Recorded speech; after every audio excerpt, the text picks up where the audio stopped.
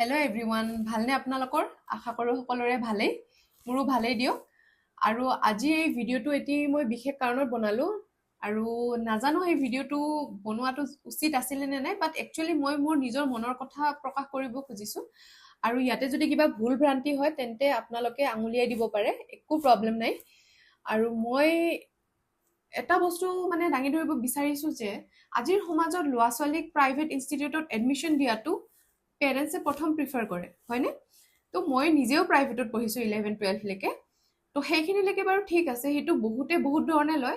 এতিয়া সিটোত মই জাজ কৰাটো ভুল হ'ব। কোনে কেনেকৈ ভাবিছে, কেনেকৈ লৈছে, কি হিচাপত এডমিশ্যন দিছে, সেইটো সিহঁতৰ নিজৰ ব্যক্তিগত কথা।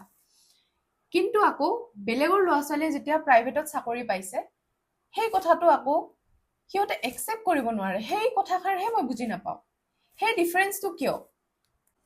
যেতিয়া বেলেগৰ ল'ৰা ছোৱালীয়ে প্ৰাইভেটত চাকৰি পায়, সেই আকৌ নিজৰ ল'ৰা ছোৱালীখিনিক প্ৰাইভেটত পঢ়ুৱাই থকা পেৰেণ্টছৰ ৰিয়েকশ্যন চাব দেই। প্ৰাইভেটত চাকৰি পাইছে, গভৰ্ণমেণ্টত নাপালে? ইমান পঢ়া শুনা কৰি প্ৰাইভেটতহে চাকৰি পালে নেকি? পইচা পাব জানো? তো এইবিলাক ৰিয়েকশ্যন দিয়াটো বাৰু জৰুৰী নেকি, মই জানিব বিচাৰোঁ। আৰু এই মেণ্টেলিটিটো কিয় আছে, মই সেই বস্তুখিনি বুজি পোৱা নাই। আৰু যেতিয়ালৈকে এইখিনি মেণ্টেলিটি থাকিব, আমাৰ মানুহ আগুৱাব নোৱাৰিব। প্ৰাইভেট কৰোঁ, গভৰ্ণমেণ্টত কৰোঁ, মানুহ বহি থাকিব নালাগে। নিজৰ স্কিলছ সদায় যিকোনো জেগাতে চাকৰি নকৰোঁ কিয়, আমি নিজক ডেভেলপ কৰা খাবই, যদিহে আমি বিচাৰোঁ, হয়নে? তো ঠিক তেনেকৈ মই ভাবোঁ যে এতিয়া আপুনি যেতিয়া ল'ৰা ছোৱালীক এডমিশ্যন দিছে ক'ৰবাত প্ৰাইভেটত হ'লেও, তো কিবা এক্সপেক্ট কৰিয়ে দিছে। আৰু তাৰে যিখিনি মানুহে পঢ়াব সেইখিনিতো প্ৰাইভেট চাকৰি কৰি আছে ন।